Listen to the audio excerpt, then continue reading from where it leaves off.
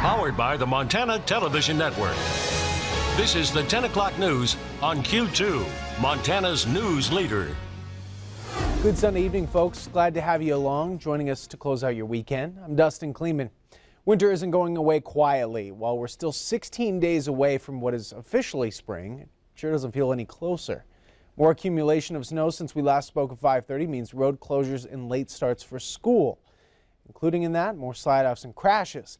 Montana Highway Patrol reporting more than 400 incidents around the state since Friday. 400. Poor conditions exist essentially everywhere in the state, including U.S. Highway 87 and Highway 212 to Red Lodge. Highway 19 is currently closed. I-90 from Billings through Hardin to the state line is covered with ice and black ice. Meanwhile, the Northern Cheyenne Tribe is still battling the snow and its consequences. NCT Emergency Operations Center is open and donations for relief are being requested. Tribal citizens are in need of emergency supplies, including heating wood, livestock feed, hay, sweet feed, minerals, salt blocks, anything like that. People wishing to donate, you can make contact on the number listed on your screen. That's 406-740-2625. Mentioning late starts. Late start for prior schools, 10 a.m. tomorrow. Brett McCrummen joining us with good news or bad news. I give you an opening to give us good news. Do you have any of it? The good news is the snow will taper off tonight. Great news. Yes, it'll eventually start moving to the east, but it will taper off, and then we're going to see things start to dry out. But bad news? Right now, the bad news is more snow is falling across the area. It's a double-edged sword. Yeah, double-edged sword. Let's take a look at our high-resolution forecast right now.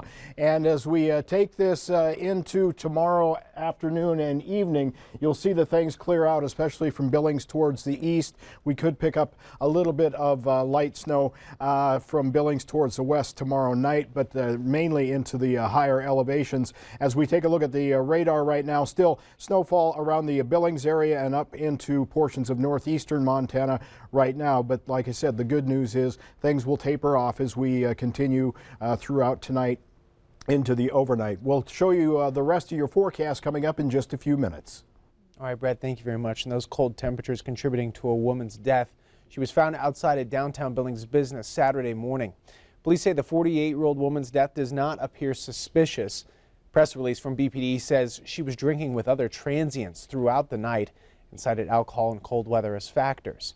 She has not been identified. The incident is still under investigation. To state news, in Missoula, a woman survived falling into the river. Responding crews found her close by, still conscious in the water. Officials say it was lucky that despite the cold temperatures, that she was still alive. So the patient was found down there. If you can see, there's a wedge of logs, and she was in that strainer caught.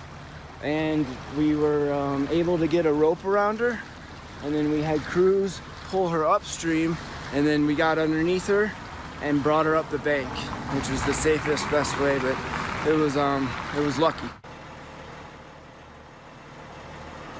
Missoula police, emergency responders, and Missoula City Fire conducted the rescue mission. The victim was transferred to St. Pat's Hospital after being pulled from the water. Responders say this was the best case scenario for this kind of situation. We're learning more about the man who has spent over 24 hours on the Missouri River in Great Falls, catching the attention of Electric City as he continued to sit on the ice despite River Rescue trying to help him. MTN's Kaylee Collins has more information. We are on day 2 of the infamous man on the ice. He's been out here since 8:30 Saturday morning, and this morning whenever I drove out to the river, he was back at it again, but this time building an igloo. And as you can see, he's topped it with an American flag. Ben is what they call him. He's a homeless man who spent close to 48 hours on the thin ice of the Missouri River. He left the dangerous area briefly to ask for a few things, an AM/FM radio and a call to his girlfriend. Battalion Chief Bob Shoup says after the phone call was over, he got back on the ice, leaving behind a sleeping bag and a tent. He's refused all help from the public and first responders. He told the crews he wanted to be left alone, and that if they got any closer that he would run and jump in the open water. Shoup says a retired firefighter did buy him a hot meal before he left solid ground. Now, many of you asked us why first responders aren't getting him off the ice, and they said technically he's not breaking any laws. He's not being disorderly, he's not being a nuisance, so they're just letting him stay. Reporting in Great Falls, Kaylee Collins, MTN News. In Montana, folks. Nearby in Great Falls, or I should say nearby Great Falls, a Fort Peck tribal officer has indicated he will plead guilty next week to burglarizing the Fort Peck Tribal Law and Justice Building. 33-year-old Michael Shields is charged in U.S. District Court in Great Falls with 4 counts of burglary. As part of that plea agreement, Shields will only plead guilty to a single count. According to court documents, Shields went into the Poplar facility unlawfully with the intent to commit theft on 4 occasions in September 2017.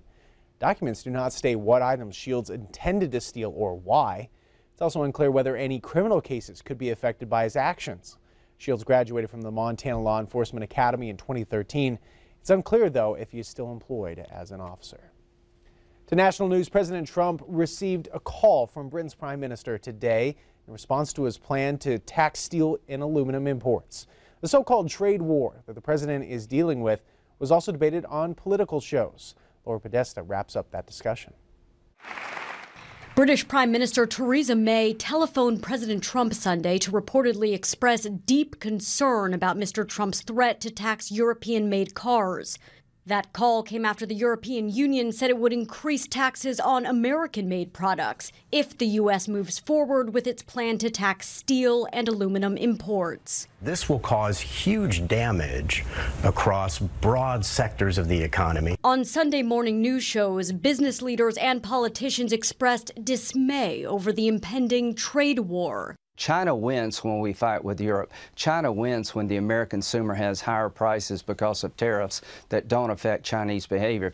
President Trump tweeted that he's imposing tariffs on steel and aluminum imports to protect the American worker and the steel industry.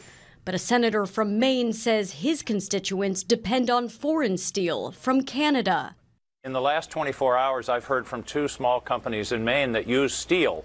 One of them has already seen about an 8% increase in the price that they're going to be charged for the steel that they use to fabricate things. The Commerce Department has been credited with creating the tariff plan after a thorough review.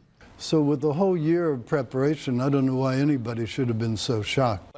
Secretary Wilbur Ross added that the American people should take the president at his word, that these tariffs were a campaign promise and that the president has proven so far that he intends to keep those promises. Laura Podesta, CBS News. In other national news, a fund set up to help the families of victims in last year's Las Vegas shooting has exceeded $31 million.